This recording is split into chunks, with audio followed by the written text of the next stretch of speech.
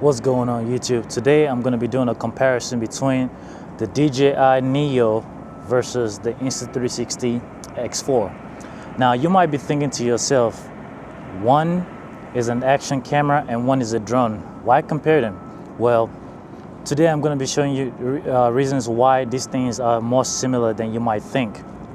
So first thing is, obviously this is an Insta360 camera which records in 360 atmosphere, or you can actually record single lens mode, whereas this is a drone that you pretty much fly and capture videos and stuff like that.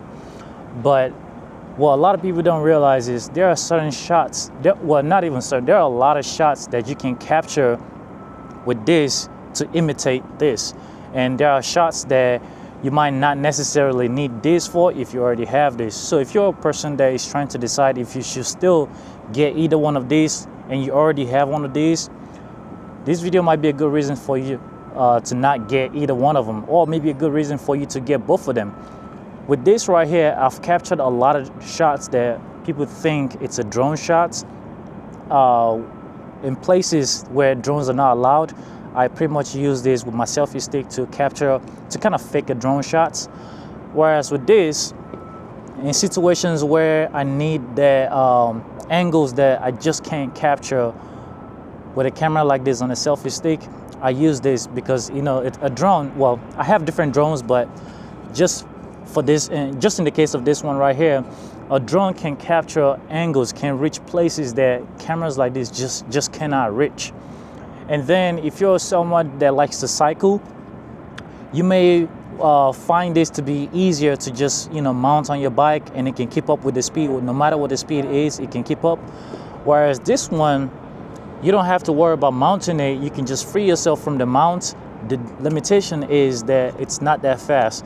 Now with the new DJI update, it can now go up to about, based on the testing that I've seen, can now go up to about 20, 21, maybe 22 miles an hour. But for the most part, if you're riding an e-bike or you're doing a downhill biking, this is gonna struggle to keep up. Now, if you're riding something like a Segway, which I'm gonna be riding today and showing you guys in the video, this will keep up just fine. If you wanna do vlog, well, this will be a little bit hard because of the noise. Now, the DJI app itself is good at removing the drone noise, but the audio quality deteriorates so much that you can't use microphones like this and just still have a good audio because the drone noise.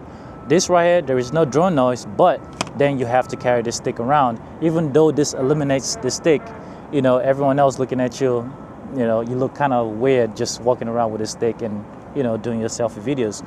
But with that being said, I'm still gonna show you guys situations in which you can actually use both of them to imitate each other.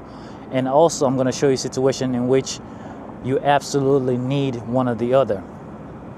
So with this also okay, I just basically had to remove my ND filter from that camera because the sun is going down and the lighting is changing dramatically. So I just had to put the camera on auto because I can't keep on changing the exposure. But anyways, back to what I was saying. When you go on a trip, right, this one can easily be a camera that you can use everywhere. You can go in the pool with it because it's completely waterproof. You can take it through the tunnels. You can take it through places where drones are not allowed. Just very, very versatile. However, with this drone right here, it is loud, but you can get sceneries. You can get shots of a hiking. You can get so many different shots that the camera, you just cannot reach high enough to get. So today I'm gonna show you guys some of the videos that I capture. I'm probably gonna be using automatic mode because the sun is going down really, really fast. If I put a filter on the drone, by the time I take it up, you know, the sun is gonna be down already. So I'm just gonna record it in automatic. That way you guys can see what the videos are. Now, both cameras are not the greatest, not the best cameras to use in low light, but you know, I will show you guys what these cameras can do while I still have the time. So keep watching.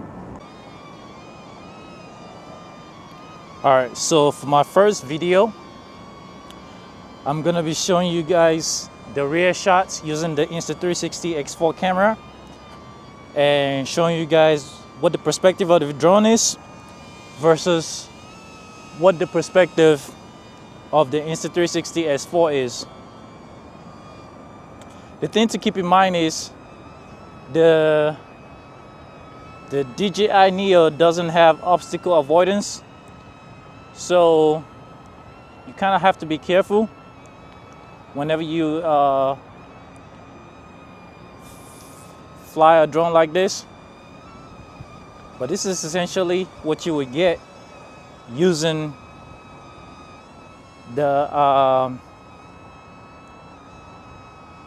Insta360 X4 and the DJI Neo to fly the drone. Now, I don't know if the thing is capturing my voice or not, but this is the perspective of a drone compared to the Insta360 X4. Now, I'm gonna switch the flight height of the drone to far. That way you guys can see something else that the drone can do that camera cannot do, that the Insta360 X4 cannot do. Okay, so now I've switched the drone distance to far. So if you were recording with your Insta360 X4, these are the type of views you would get. Now my Segway can only go about 12 or 13 miles per hour, which is something that the drone can keep up with just fine, especially with the new update. I have no problem keeping up with this drone with my Segway. But yeah, this is the perspective of a drone using tracking mode.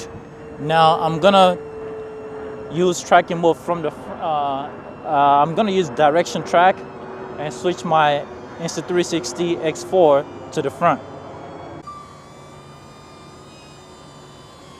So this is direction track using the Neo. The drone can fly backwards, but I have to be careful because, you know, I don't want the drone to hit anything. And now let me put the Insta360 X4 to the same height. But as you guys can see, this is the drone and the X4 basically at the exact same angle, recording in direction track. Now let's switch the angle of direction track on the drone. Okay, so now I've switched direction track to a higher angle, and you guys can see my Insta360. So with the drone, right, you pretty much always have to stop to change angles, whereas with the Insta360 X4 I can just lower it, bring it higher, put it behind me to my side. But the downside is I am going to be carrying a stick. You know, when you're carrying a stick, it's just it's not as easy as, you know, something like this. And you got to make sure that also the drone doesn't lose you, because just like that, it went from direction track from in front of me to now direction track behind me. But yeah, so once again, you have a selfie stick that can record you at any angle that you want, low, high. And now I'm gonna show you some aerial shots of the drone in the sky. Now imagine you were on a trip, right? I just so happened to live here. And imagine you were on a trip and you see a view like this and you wanted to capture it. You couldn't possibly capture a view like this with a Insta360 X4 camera. So this is a situation where you absolutely, you know, would need a drone.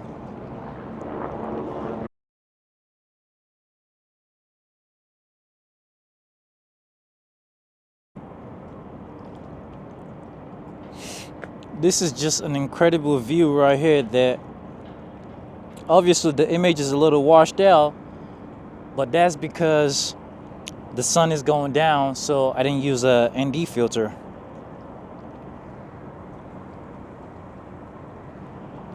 Anyways, thank you guys for watching. If you like this kind of video, please like, comment, and subscribe. And please drop a comment section on what you would like to see me do next. I also have this drone right here that a company sent to me. It's not a DJI drone. I'm gonna be capturing some videos if I have the time today, and I'm gonna put a review. I'm gonna put a video on upload a video as soon as I get done. So if you want to see a video of this drone right here, stay tuned and subscribe, okay?